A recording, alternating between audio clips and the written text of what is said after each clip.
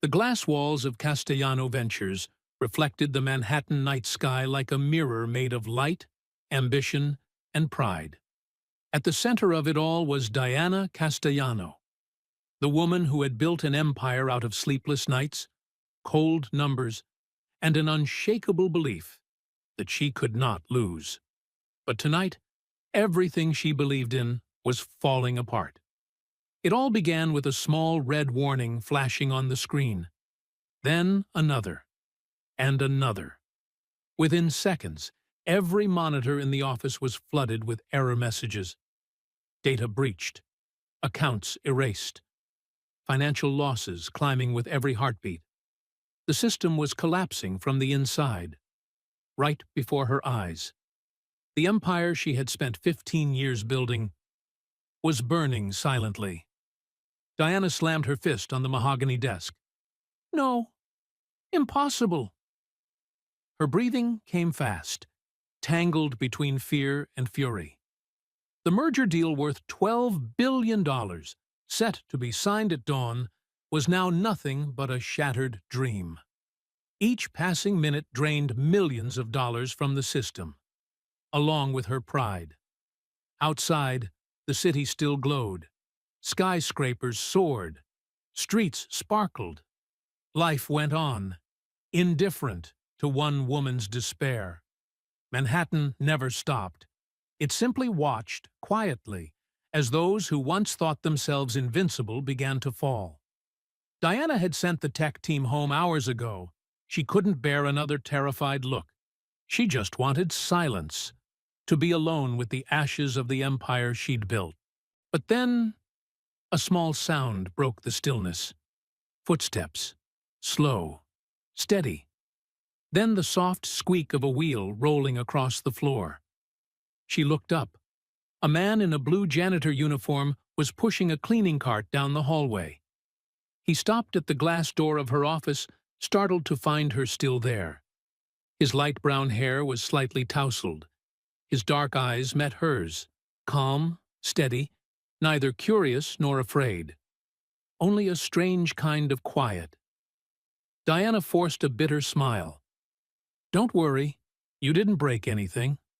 I'm just sitting here, watching 15 years of my life turn to ashes. He hesitated, then tapped lightly on the glass door. Are you okay? His voice was low and warm, carrying a hint of Brooklyn in its tone that made the question sound genuinely kind. Okay? Diana let out a dry laugh. You tell me. My company just died right in front of me. His eyes flicked over the screens, still flashing red. That's a cyberattack, he said calmly. Diana froze. What did you say? He nodded slightly. I used to work in cybersecurity. Before, life sent me elsewhere. He paused for a second, then added, May I take a look? Diana blinked. The man pushing her cleaning cart had just offered to handle a crisis that her senior engineering team had failed to solve. She almost laughed, but there was no arrogance in his eyes, only the quiet certainty of someone who had fought chaos before. She silently stepped aside. Go ahead. He sat down. His fingers began flying over the keyboard, fast, precise, practiced, as if he had never left that world. The light caught the name tag on his chest. Jamie Sullivan. Diana asked softly, almost in a whisper. Who are you? Jamie didn't look up. His voice stayed calm, steady. Just someone who refuses to let things die before trying to save them. 6 hours earlier. Diana Castellano stood before the board of directors, her gaze sharp as a razor. Ladies and gentlemen, she said, her voice calm but heavy with authority, the merger with Quantum Industries isn't just a strategic move. It's the leap that will put us at the top of the global tech world. Approving nods rippled around the table. Castellano Ventures, her brainchild, had once started in a cramped apartment, and now it had become a global conglomerate with more than 50,000 employees worldwide. But no one in that room knew that the powerful woman standing before them carried inside her a hollowness that words could barely describe. Diana hadn't built this company on intellect and ambition alone. She had built it out of everything she'd lost. 15 years ago, when Castellano Ventures was still just an idea, she missed her mother's birthday because of a meeting. When her mother fell ill, she didn't go home because she was negotiating with investors. And when her mother passed away, she didn't get to say goodbye, because at that moment she was in Singapore, signing a contract she thought would secure her future for life. Success always has its price, she often told herself. But tonight, she would begin to wonder whether that price had been too high. After the meeting, Diana returned to her office. The golden lights reflected on the marble floor, her shadow stretching long and silent. Stephanie Kim, the young chief technology officer, was waiting with an iPad in hand, her expression tense. "Diana, I need you to see this," she said, fingers swiping quickly across the screen. "What is it?" Diana frowned. "Some unusual activity in the system." "I'm not sure, but it seems like someone might be probing our internal network." Diana closed her eyes for a moment, inhaled deeply, then spoke in a cool, detached tone. "Strengthen the firewalls. We're about to close the biggest deal in the company's history. I don't want a single mistake, not even a small one."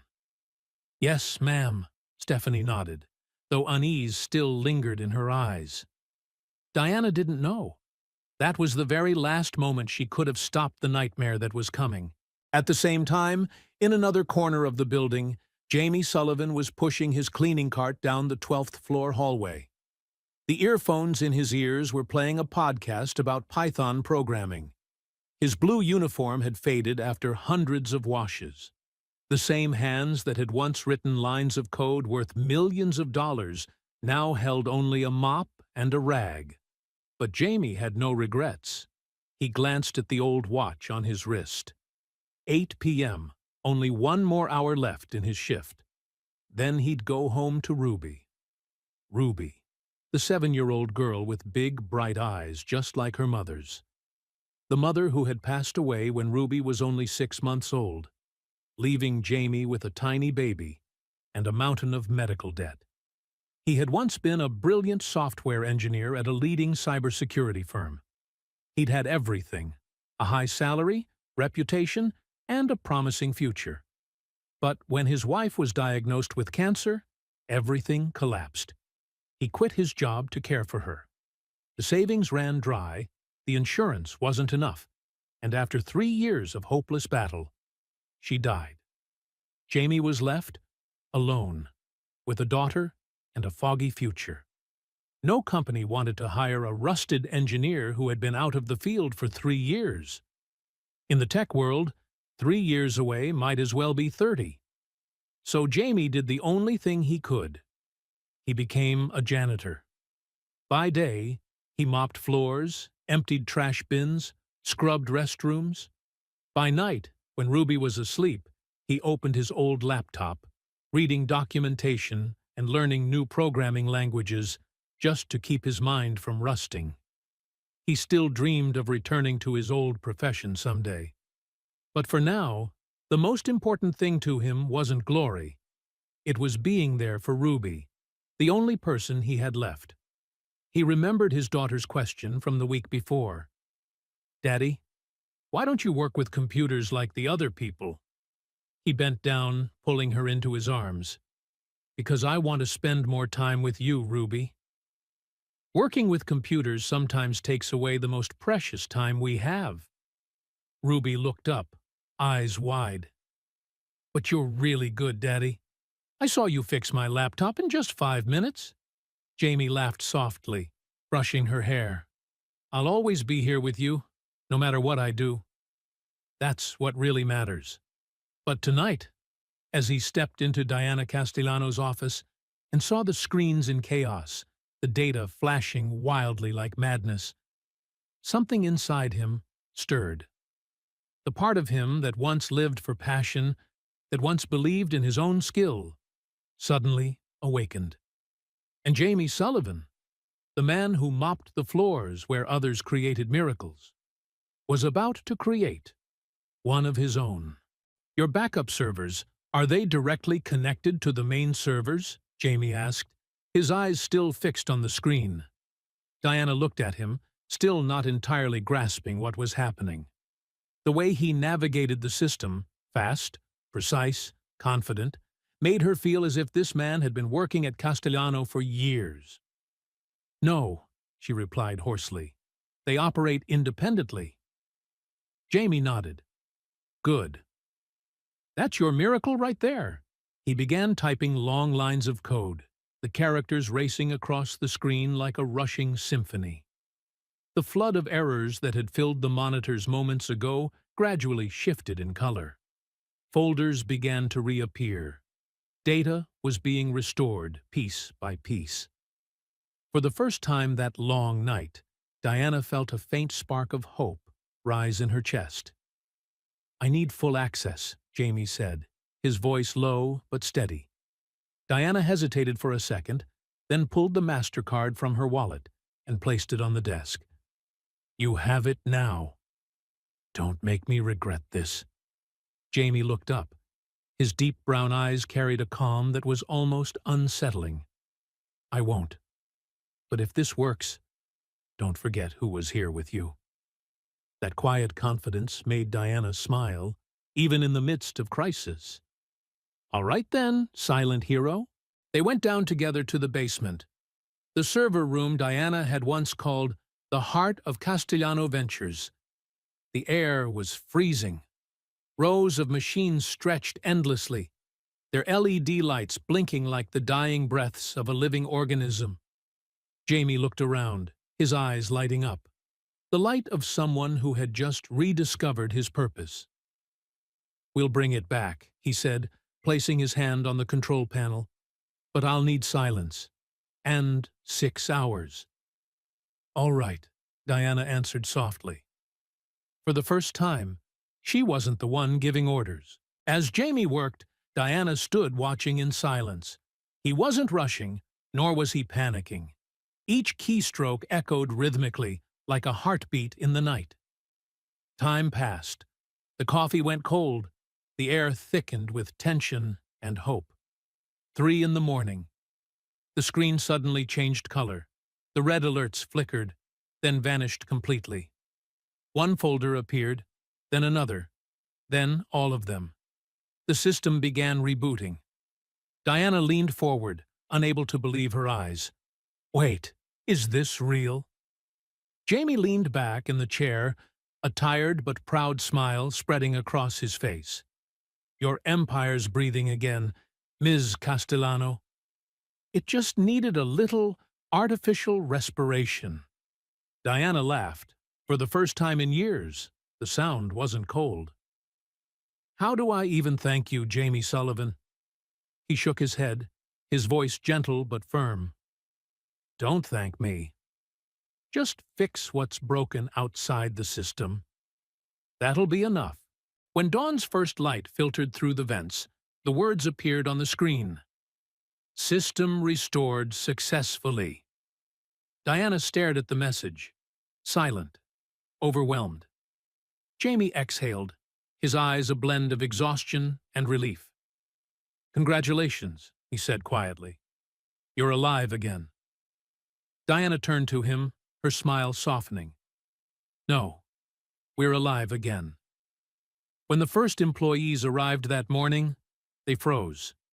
In front of them sat the powerful CEO of Castellano Ventures, sharing a cup of cold coffee with a janitor, the two speaking softly amid a sea of glowing monitors. None of them knew that the ordinary man beside her had just saved the company, or that this very moment, the moment when two worlds that were never meant to meet finally did, would change Diana Castellano's life forever. If you believe that sometimes the people who walk into our lives are no coincidence, subscribe to the channel so you don't miss the next story of fate. And tell me, If a stranger appeared just when you'd lost everything, would that be a second chance? Or a test from destiny? The next morning, the atmosphere inside Castellano Ventures felt unlike anything Diana had ever experienced. People whispered as she passed by. No one knew exactly what had happened overnight, only that something monumental had changed. The servers were alive again. The data had been restored. The company had escaped death by an inch. And all of it, thanks to a man no one had ever bothered to look at twice. That morning, Diana summoned the senior management team to the conference room. Sunlight poured through the glass walls, reflecting off her calm face. "I want to introduce someone," she said, her voice steady but echoing through the room. "This is Jamie Sullivan. If it weren't for him, we probably wouldn't be sitting here this morning." The room fell silent. The man standing beside her, still in the same blue uniform from the night before, bowed slightly, his hands clasped in front of him. No one spoke, but their eyes said it all. Doubt, astonishment, and a hint of disbelief. Stephanie Kim, the chief technology officer, folded her arms, her tone firm. "You're saying a janitor managed to fix a system that our entire tech department couldn't?" Diana didn't flinch. "That's exactly what I said, Stephanie." She met her gaze. "Starting today, Jamie will lead our new cybersecurity division. He'll report directly to me." The room buzzed with murmurs. Stephanie bit her lip, struggling to stay composed, though her frustration was written all over her face. She didn't argue, not in front of the board, and not in front of the woman once believed to be never wrong. When the meeting ended, Stephanie followed Diana down the hallway. "You're making a mistake," she said, her voice low but brimming with anger. "You're putting your trust in someone you barely know." Diana stopped and turned. Her gaze was cool, not cruel, filled with quiet certainty. "I know what I saw, Stephanie. And I know when someone can do what others only talk about." She paused for a beat. "Jamie saved this company, and I trust him." Then she walked away, leaving Stephanie frozen in the hallway, her mind swirling with questions she didn't dare to voice. That afternoon, Jamie returned to the building. No longer a janitor, no longer pushing a cleaning cart. His new employee badge gleamed as the elevator doors closed behind him. Those who had once walked past him without a glance now stepped aside. But even as he appeared calm, Jamie knew. Every pair of eyes was on him, waiting to see if he would stumble. Diana was waiting for him on the top floor, beside the tall glass window overlooking the city. "Ready for round two?" she asked, a rare, faint smile softening the face that had always been stern. "Always ready," Jamie replied, his voice low and steady. She led him down the sunlit corridor and stopped at a small room beside her office. "Everything you need is here," Diana said. "I want you to start from scratch. Rebuild Castellano's cybersecurity system." Jamie nodded, his gaze gentle. "You don't need to thank me. Just don't lose faith when things get hard." Diana smiled, genuinely, perhaps for the first time. "I've already learned that. From you." But there was one thing Diana still didn't know. The truth about the man who had just saved her company. That night, when Jamie returned to his small apartment in West Village, a pair of tiny footsteps came running from inside. "Daddy!" Ruby threw herself into his arms, her hair loose and smelling faintly of baby shampoo. Jamie knelt down, holding her tight, feeling her warm little breaths against his neck. "Hey, Princess. What did you learn today?" Ruby proudly held up a drawing. "Teacher taught us about the planets. I drew Mars. See, it's bright red." Jamie smiled, eyes filled with pride. "It's beautiful. My girl's the best in the world." The apartment was small, peeling paint, old furniture, but every corner breathed love and resilience. Drawings taped to the walls, a few children's books, Ruby's teddy bear she hugged every night. This wasn't the life Jamie had once dreamed of, but it was the life he had chosen to keep. "Daddy," Ruby hesitated, her voice small. "Today my friends asked what you do for work. I didn't know what to say." Jamie paused, then knelt down so their eyes met. "Listen to me, sweetheart. I do a very important job. I help people keep their workplaces clean and safe. There's nothing to be ashamed of." Ruby pressed her lips together. "But I heard you talking to Miss Laura. You said you used to work with computers. Why don't you do that anymore?" The question sliced deep, small but sharp. Jamie was silent for a few seconds, then said softly, "Because when your mom got sick, I had to stay home to take care of her. And after she was gone, I needed a job that let me be with you more. Computers can wait." "But you can't." Ruby wrapped her arms around his neck and whispered, "I love you, Daddy." Jamie held her tight. "I love you too. Always." When Ruby was asleep, the apartment sank into quiet. Jamie sat alone under the desk lamp, staring at the old laptop before him. He knew what lay ahead. A second chance. A chance to return to the work he loved, to prove he wasn't outdated. But he also knew it would cost him the most precious thing of all: time with his daughter. The light from the screen reflected on his face. Weary, but resolute. "I can do this," he whispered, his voice firm as a vow. "I have to." For Ruby, the first days in Jamie's new position were anything but easy. Every morning he woke at 5, made breakfast for Ruby, took her to school, then caught the first bus to the office. At night, he came home at 7, just in time for dinner with her, reading a short bedtime story before she fell asleep. When the apartment sank into silence, Jamie opened his laptop and kept working late into the night, the blue light washing over his determined face. He rebuilt the entire digital infrastructure of Meridian from scratch, rewriting code, restructuring the security system, implementing encryption protocols, and training a small team of loyal engineers. The company's revival quickly became a topic in financial newspapers. Investors returned. Clients praised their rebirth from the ashes. But behind the spotlight, Jamie felt something was off.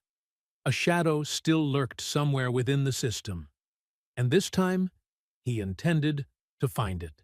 One evening, long after the office had emptied, Jamie still sat before the glowing screen, its light reflected on his tired face.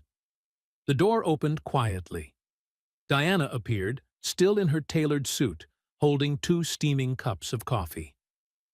"I figured you'd still be here," she said, half reproach, half admiration. Jamie took the cup, nodding gratefully. "Something's wrong," he said in a low voice. He pointed to the monitor, where lines of code scrolled endlessly. "These signatures match the old attack pattern, but now they're coming from inside our own system." Diana's face hardened. "You mean someone inside the company is behind this?" "I can't prove it yet," he replied, eyes never leaving the screen. "But someone here knows this system too well." The next day, Jamie quietly began his digital hunt. He tracked every suspicious access point, built dozens of decoy traps, and created fake data vaults designed to lure the intruder. But each trace dissolved into layers of sophisticated encryption, fake proxies, and ghost admin accounts, until he noticed a repeating pattern: a device logging in late at night with administrator privileges. When he cross-checked the timestamps, one name appeared again and again: Stephanie Kim. Jamie's heartbeat quickened. He had sensed Stephanie's hostility went far beyond ordinary competition. But now, he had proof. That night, Jamie walked into Diana's office, holding a flash drive. "We need to talk," he said. His tone was low and firm, enough for Diana to know this wasn't just a technical report. He plugged the drive into her computer. The screen lit up, dense logs spilling out like a map of wrongdoing. "These are from the internal servers," Jamie said. "Stephanie used her account to access restricted data the night of the attack. Then she wiped the access logs and rerouted admin privileges." "This is the breach point." Diana stared at the screen, speechless. "You're sure?" "Absolutely," Jamie said. "I checked the metadata." She tried to cover her tracks, but she wasn't good enough. Diana stood, pacing slowly around the room. "If this leaks, we'll lose our investors again. The board will panic. The press will tear us apart." "Then don't let it leak," Jamie replied, his voice cold. "Let her think she's still safe. Give me time to find out who she's working for." Diana stopped, looking at him, her eyes a mix of admiration and concern. "That's dangerous, Jamie." He gave a faint smile. "Trusting me that first night was dangerous too." "But you did." In the days that followed, Jamie entered a silent cat-and-mouse game. He secretly monitored Stephanie's every move, setting up honeypot systems that mimicked the company's most sensitive databases. Each time she typed a command, he learned a little more about how she operated. He barely slept. Each night was a mental duel between an engineer and a traitor. The deeper he dug, the clearer it became. Stephanie wasn't acting alone.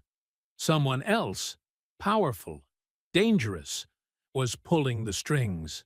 Late one night, as Jamie was packing up to leave, his phone vibrated. A text from an unknown number.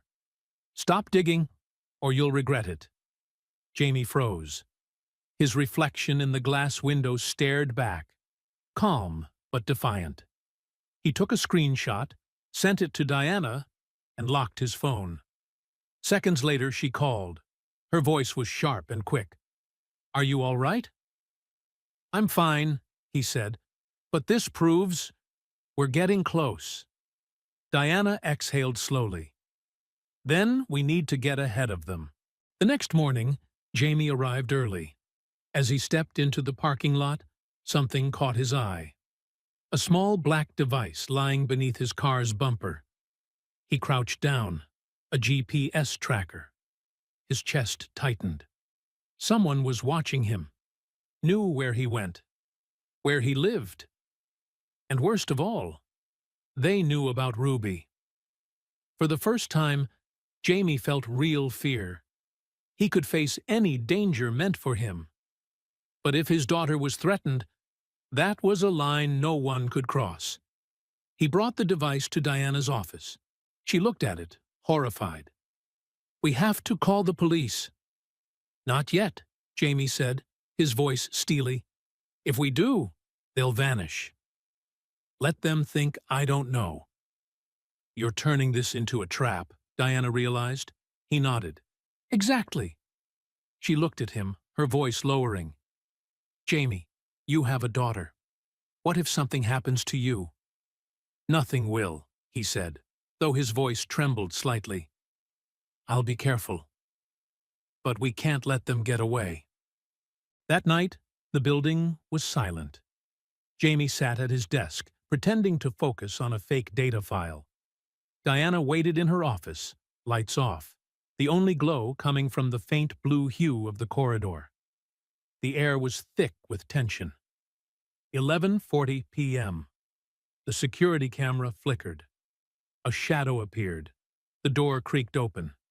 Stephanie Kim stepped in, holding a folder, her voice far too calm to be casual. "Working late again, Jamie?" "As always," he replied without turning. "You've made quite a name for yourself," she said, approaching. "The boss's favorite." "I'm just doing my job." "Funny," she sneered. Your job seems to involve snooping into mine. She reached for the mouse. Don't touch that, Jamie said quietly, his tone calm but sharp as a blade. At that very moment, the lights snapped on. Diana stepped out of the shadows, eyes unwavering. It's over, Stephanie. Stephanie froze, her eyes darting back and forth between them. Confused, trembling, yet still holding a defiant edge. You think you understand what's happening here?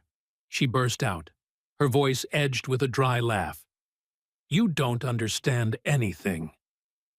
Diana stepped forward, her tone calm but firm. Then explain it to us, Stephanie. She laughed, a bitter, broken sound.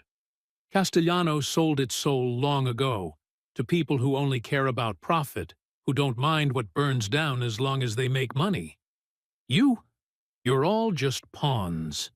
And sooner or later, you'll see. Jamie stood still, watching her closely. You're talking about neuroline systems, aren't you? The silence that followed was louder than any confession. They paid you to sabotage us, Diana said, her voice dropping to a cold whisper. Sabotage? Stephanie smirked. No, I call it exposure. And one day, you'll understand. She shoved the folder against Diana's chest and turned sharply to leave. Her heels clicked sharply against the floor. Stephanie, Jamie called. But she didn't stop. By the time security arrived, the elevator was empty. The surveillance feed flickered for a few seconds, then went black. Jamie slammed his hand on the desk, his voice caught in his throat. She knows how to disable the data feed. Diana exhaled, staring at the blank screen. We'll find her.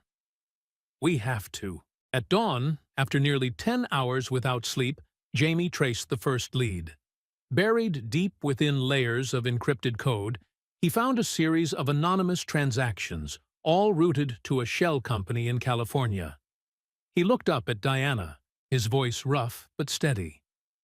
This goes beyond Stephanie. Neuroline's been buying people inside our company, maybe even the board. They're trying to take us down from the inside. Diana rubbed her temples, her eyes weary but clear. So, what do we do now? Expose them, Jamie said, each word heavy with resolve. But on our terms.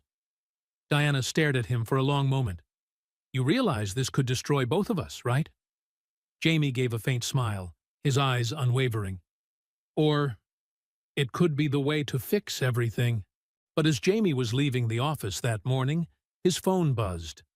A message from Laura, Ruby's babysitter. Jamie, there's a strange man standing by the school gate watching Ruby. She's terrified. Please come now. Jamie's chest clenched. He didn't say a word, just grabbed his jacket and bolted out the door. He didn't wait for the elevator, running down 3 flights of stairs, through the lobby, bursting out into the street. When he reached the school, Ruby was sitting in the principal's office, clutching her teddy bear, her eyes red and swollen. Daddy! She cried, leaping into his arms. Jamie hugged her tightly, his whole body shaking. Are you okay? Did anyone hurt you? Ruby hiccuped between sobs. There was a man, Daddy. He was just standing outside the gate, staring at me. I got so scared. Laura, the middle-aged woman who had cared for Ruby since she was a baby, placed a hand on Jamie's shoulder. I called security. He ran off. But Jamie, what's going on? Jamie looked down at his daughter, her tiny eyes still glistening with tears. In that moment, he saw it clearly, how terribly wrong he had been. He thought he could protect Ruby by keeping his 2 worlds separate. But now, his work had dragged his little girl into danger. Laura, he said, his voice low but firm, I need you to keep Ruby at your place for a few days. Don't go out. I'll explain later. Laura frowned, worried. Jamie, are you in trouble? No, he said, though his eyes told another story. I just need to make sure my daughter's safe. That afternoon, Jamie stayed home with Ruby. He cooked her favorite spaghetti, watched cartoons with her, read her a bedtime story. But his mind was elsewhere, in the darkness closing in around them. When Ruby finally drifted to sleep, her small face lay bathed in the soft light, peaceful to the point of heartbreak. Jamie sat there for a long time, remembering the day she was born, remembering the promise he'd made to his wife in that hospital room. Don't worry. I'll protect our daughter, no matter what it costs. Now, in his hunger to prove himself, in his belief that he could control everything, he had put Ruby in harm's way. His phone buzzed. Diana's name lit up. "Jamie, where are you? We need—" "I can't," he interrupted, his voice breaking. "They've gotten close to Ruby." I'm sorry, Diana. I have to step back." A long silence. Then Diana's voice softened. Warmer, gentler, sincere. "Jamie, I understand. Family comes first. You don't need to apologize. The company will survive. We've done it once before. But Ruby, she only has one father. Stay with her." Tears slid down Jamie's cheeks. "Thank you." "No," Diana said quietly. "I should be the one thanking you. For everything." After the call, Jamie sat there, watching Ruby sleep peacefully under her blanket. And then he understood. If he walked away now, the people behind all this would win. They would do it again. To others. To other families. To other children. He heard his wife's voice echo from some distant memory. "You're stronger than you think, Jamie. Don't let fear take that from you. Teach our daughter to be brave. Teach her to fight for what's right." Jamie wiped his tears, leaned down, and kissed Ruby's forehead. "I'll protect you," he whispered, "but I'll also teach you that we don't run from evil. We face it." He picked up his phone and called Diana again. "I'm coming back," he said, his voice low but resolute. "But this time, we do it my way. And we end this, once and for all." The following week, as Jamie worked day and night tracing Stephanie's digital trail, he uncovered something far more terrifying. Stephanie wasn't the mastermind. She was merely a tool, a pawn in a much larger game. As Jamie dug deeper into the encrypted financial files, another name surfaced, and it made his blood run cold. Valerie Stone, Castellano's chief financial officer. Valerie had been with Diana since the very beginning.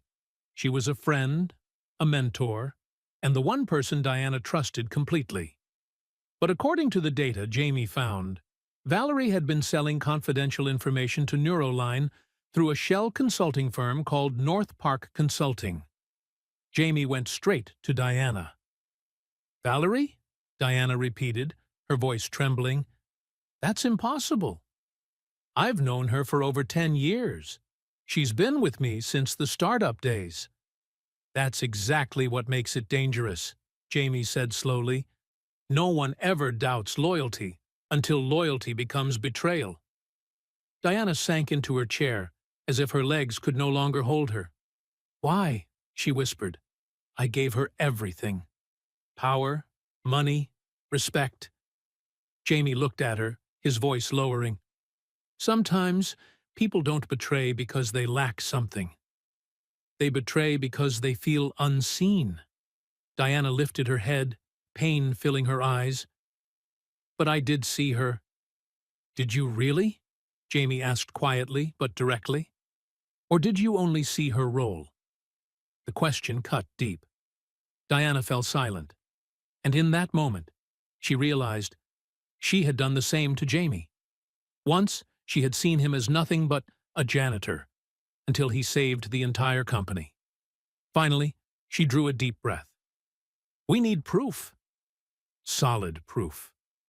No mistakes." Jamie nodded. "I'll set a trap. But this time, we have to be extremely careful. Over the next 3 days, Jamie built a flawless digital honeypot, an isolated server that perfectly mimicked Castellano's financial infrastructure, filled with fake data and hidden trackers. Every detail was so convincing, it bordered on perfection. On the fourth night, the trap was sprung. An intrusion alert flashed on his screen. Someone was accessing Castellano's system. Jamie stared at the monitor, his pulse racing. "I have the location," he said quickly into the phone. "The signal's coming from an office in Manhattan." Diana's reply was short and sharp. "We end this tonight." They drove through the deserted city streets, the lights reflecting off the windshield like a pulsing heartbeat. Neither spoke. The silence between them was taut, stretched thin, ready to snap.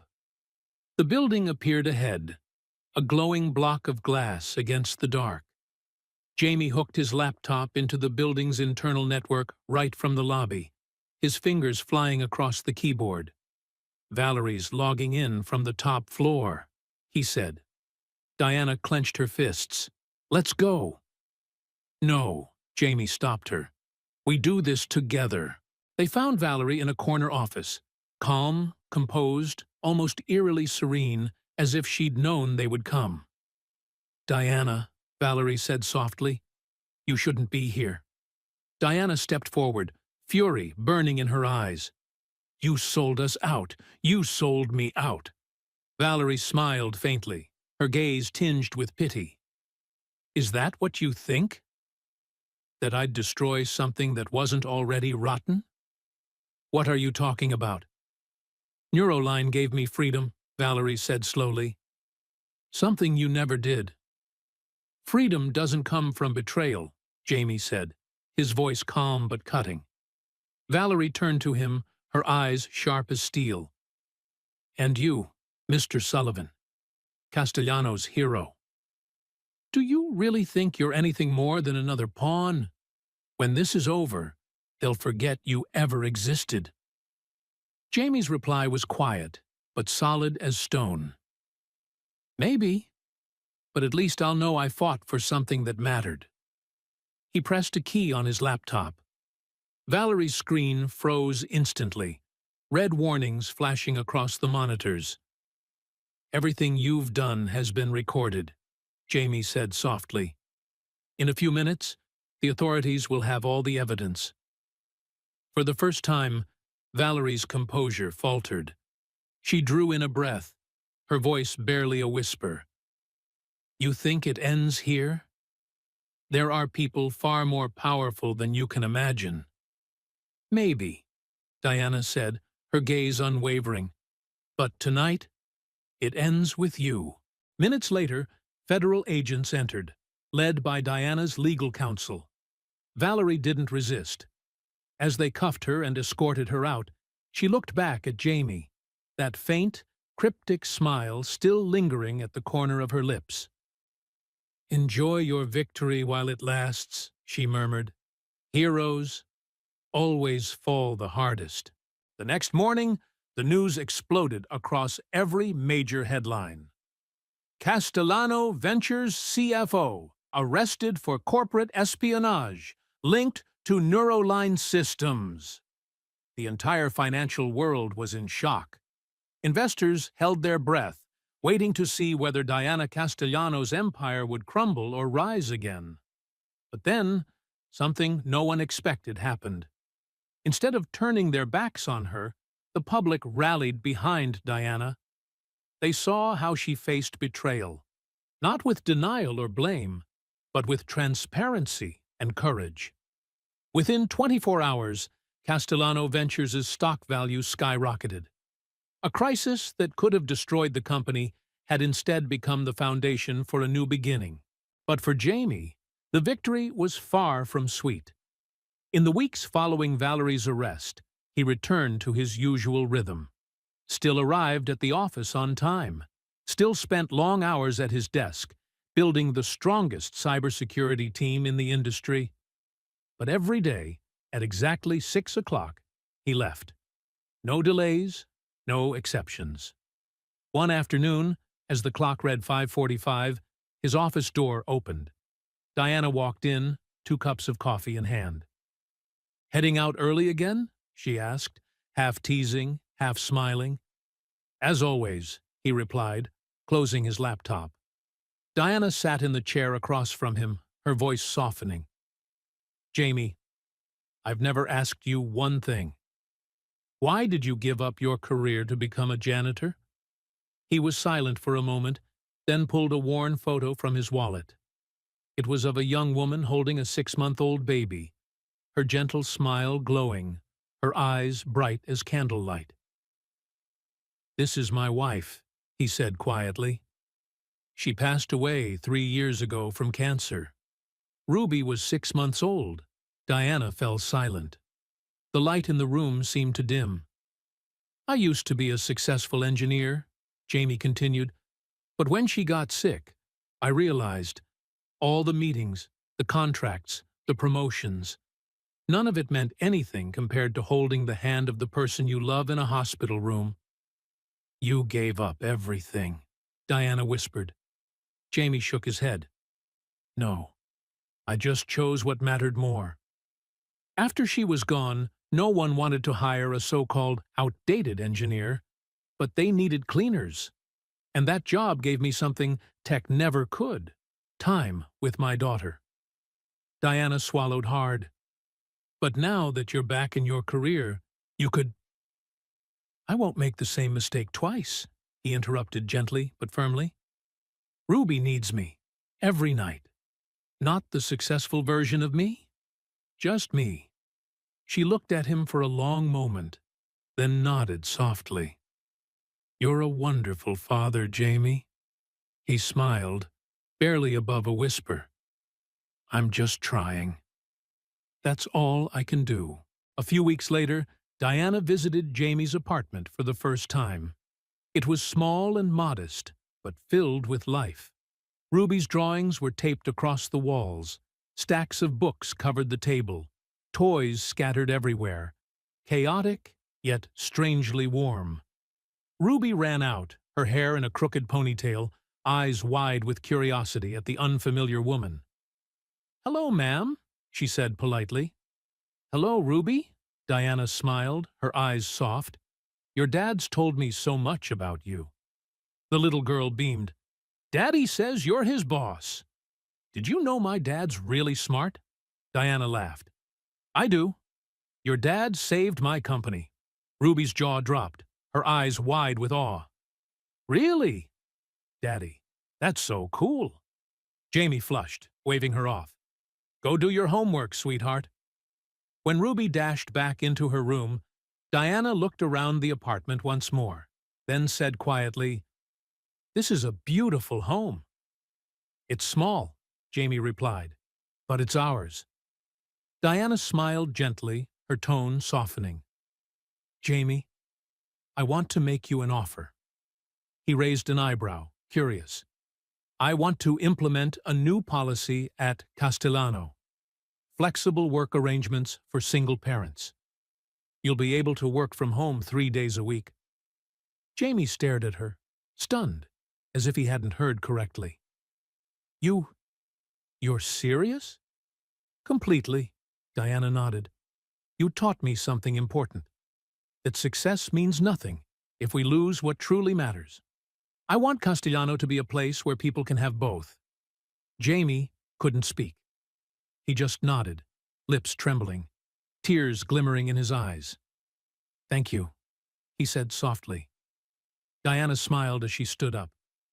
"No, Jamie," she said quietly. "I should be the one thanking you. You didn't just save the company. You reminded me of what I'd forgotten. The reason I started all of this." 6 months passed. Castellano Ventures not only recovered, it rose stronger than ever. The cybersecurity division led by Jamie became an industry standard. But more importantly, the company had begun to transform under the new policies Diana had introduced after the crisis. She founded the Second Chance program, an initiative to recruit people society had overlooked, but who carried extraordinary potential and determination. a once homeless engineer, a designer who had served time for a crime he didn't commit, a programmer who lost her job caring for her ailing parents. Diana saw them, just as Jamie had once seen her on the darkest night of her life, and each of them brought something no university or corporation could ever teach: gratitude, resilience, and the hunger to prove themselves.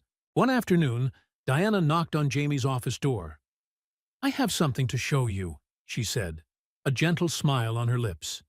She led him down to the basement, the old server room, where everything had begun. Now, the space looked completely different. Soft white light glowed on freshly painted walls, modern equipment gleamed, and above the doorway hung a metal plaque engraved with the words, "The Sullivan Innovation Center." Jamie stood frozen, his breath caught in his throat. You didn't have to do this," he said, voice trembling. "I wanted to," Diana replied, "because this company wouldn't exist without you. And maybe, neither would I." He stepped inside. The room had become a vibrant hub of innovation. Open workspaces, research stations, and in the far corner, a small area for children. Coloring tables, toys, and a tiny chair by the window. Diana smiled at the look of astonishment in his eyes. "So, when Ruby comes to visit," she said softly, "she'll have a safe place to play while you work." Jamie couldn't hold it in any longer. Tears rolled down his cheeks. He clenched his hands, his voice breaking. I don't even know what to say."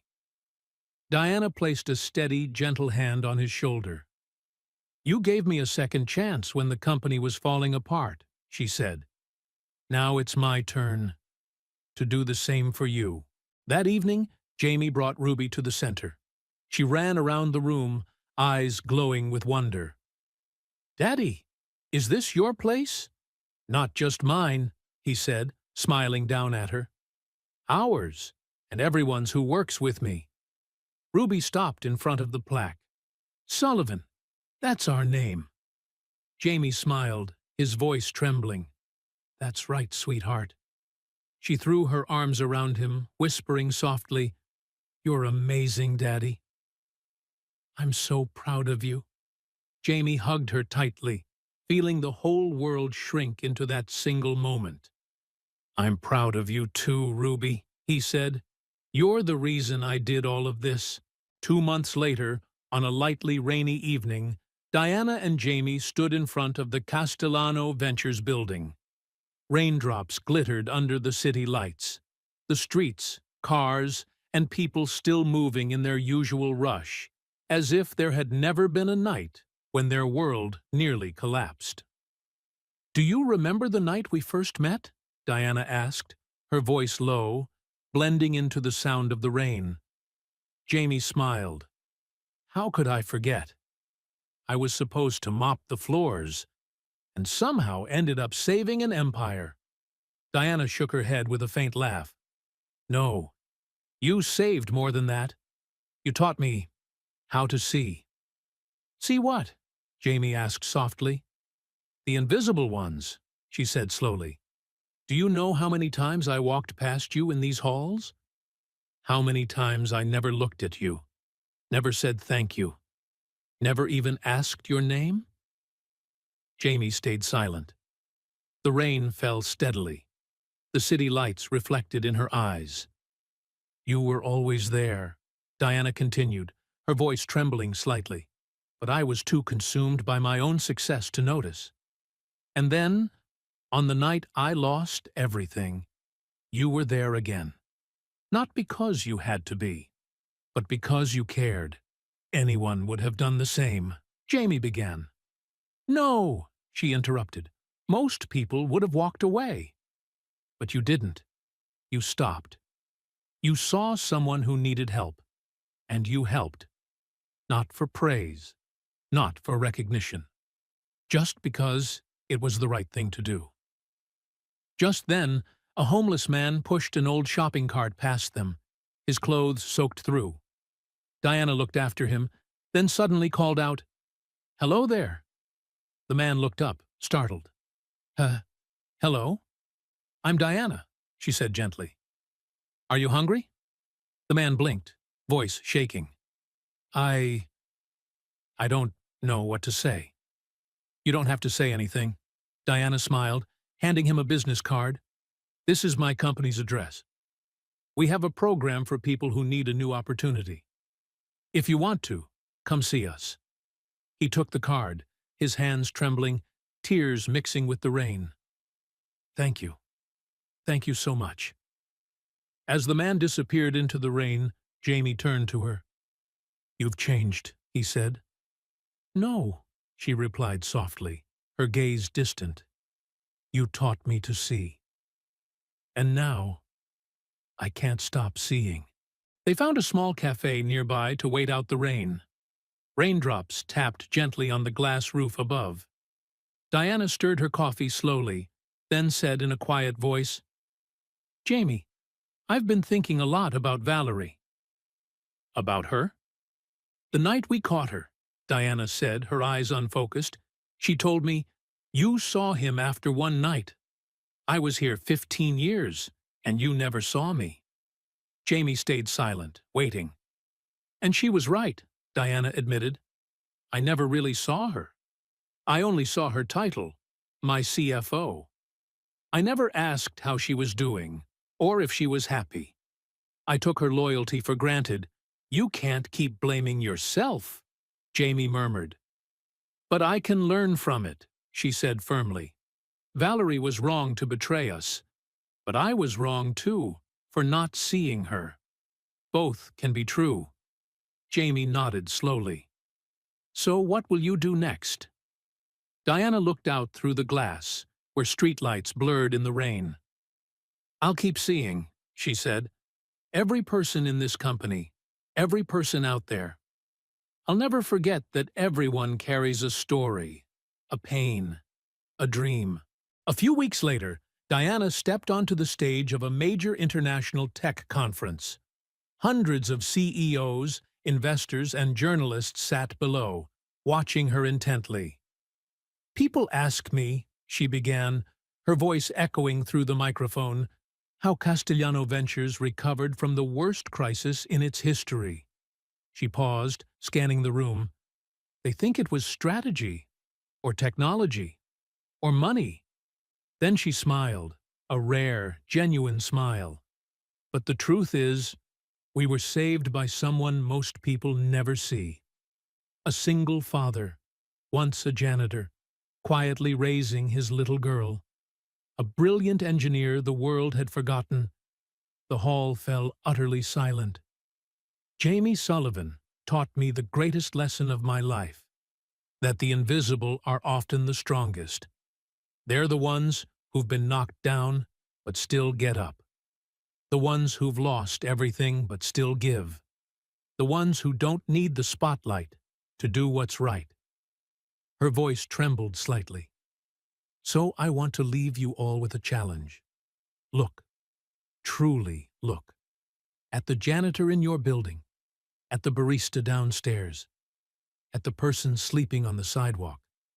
They're not invisible. We just haven't been seeing them." The audience erupted into a standing ovation. But Diana didn't look toward the front rows filled with tycoons and executives. She looked toward the back of the hall, where Jamie stood with Ruby, their hands clasped, both smiling brightly. The stage lights reflected in their eyes. And in that moment, Diana knew. This was no longer the story of a company. It was the story of people who had finally been seen, 2 years later. The lives of both Jamie and Diana had changed in ways neither of them could have imagined. Castellano Ventures was no longer just a leading technology company. It had become a symbol of humanity. The Second Chance program that Diana had founded had now employed over 500 people once forgotten by society. Reformed ex-convicts, single mothers, engineers who had lost everything to misfortune. They weren't just working. They were finding themselves again. Jamie was no longer the quiet man bowing his head in a blue janitor's uniform. He was now the director of cybersecurity and a mentor to dozens of young employees, people struggling to find balance between career and family. And Ruby, the little girl who once drew a red Mars on a sheet of paper stuck to the fridge, had grown, more mature, confident, and bright. She was growing up in a world where kindness mattered more than success, where adults weren't too busy to listen, and where family was always the first refuge.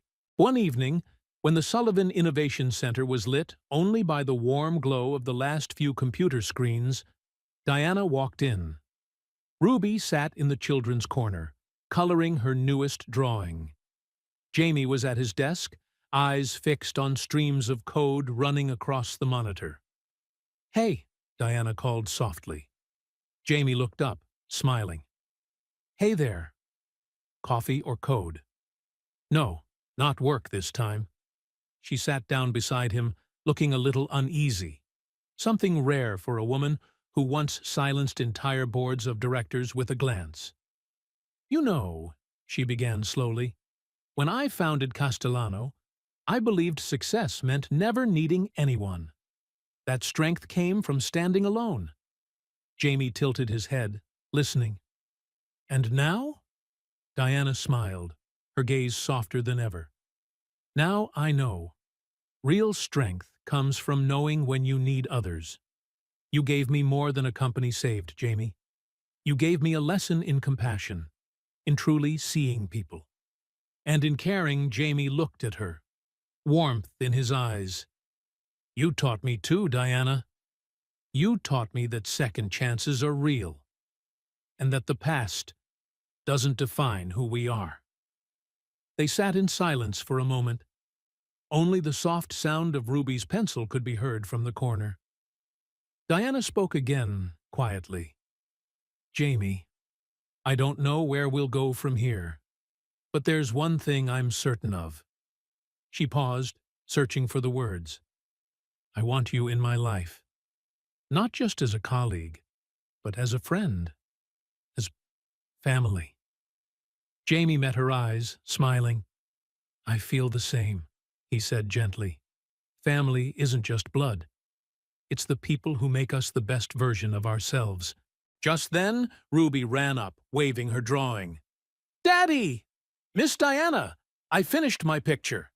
She held it up proudly, a drawing of 3 people, a man, a woman, and a little girl, standing in front of a glowing building, the sun shining above them. "This is us," Ruby said, beaming. "My family." Jamie and Diana looked at each other, smiles breaking through tears. "That's right, Princess," Jamie whispered, wrapping Ruby in his arms. "This is our family." The story of Castellano Ventures and Jamie Sullivan quickly spread beyond the borders of the United States. It became a symbol of redemption, faith, and the power of quiet courage. Investors called it the miracle of recovery. But for Diana and Jamie, it had never been about numbers. It was about learning to trust again, about learning to truly see the people society had once overlooked. And more importantly, it was about realizing that the most extraordinary people are often the ones no one notices, until everything falls apart. That night, as they stepped out of the building under a light drizzle, the city lights reflected in the puddles like 1,000 fallen stars. Diana turned to him with a soft smile. "You know," she said gently, "I don't think miracles come from the sky. They come from people who refuse to give up." Jamie looked at her, his voice low and warm. "Then you're the only miracle I'll ever need." Ruby held both their hands, skipping through the rain, her laughter ringing bright in the glowing city night. And in that moment, for the first time in many years, the 3 of them felt something no amount of money could ever buy. They were seen, they were loved, and they belonged. Do you believe that sometimes it's the smallest people who can change the world? How did this story make you feel? Surprised, moved, or inspired? If you felt something stir in your heart, type 100 in the comments to let me know you too believe in second chances. Tell me where you're watching from, and share this story with someone who needs to be seen. Because sometimes, all it takes is one person who truly sees you to change everything.